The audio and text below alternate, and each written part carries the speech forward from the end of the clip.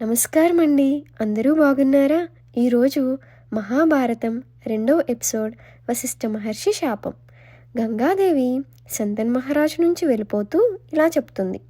దేవతలు మానవులు పూజించే గంగను నేను వశిష్ఠ మహర్షి శాపం కారణంగా మానవ రూపంలో ఉన్నానని చెప్తుంది.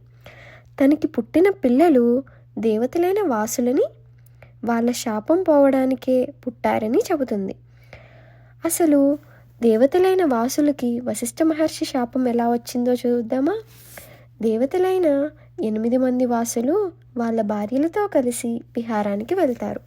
అక్కడ నందిని అనే ఒక ఆవును చూసి వాళ్ళ భార్యలు ఆ ఆవు కావాలని అడుగుతారు.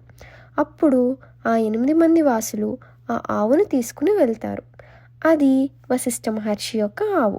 అది తెలిసిన వశిష్ఠ మహర్షి కోపంతో ఆ 8 మంది వాసులకి మానవ రూపంలో జన్మిస్తారనే శాపమిస్తారు.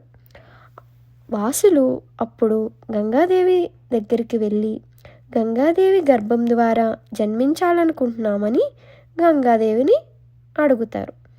గంగాదేవి దానికి అంగీకరించడం వలన ఆ 8 మంది పిల్లలు శంతను మహారాజు కారణంగా గంగాదేవికి పుట్టారని గంగాదేవి చెబుతుంది.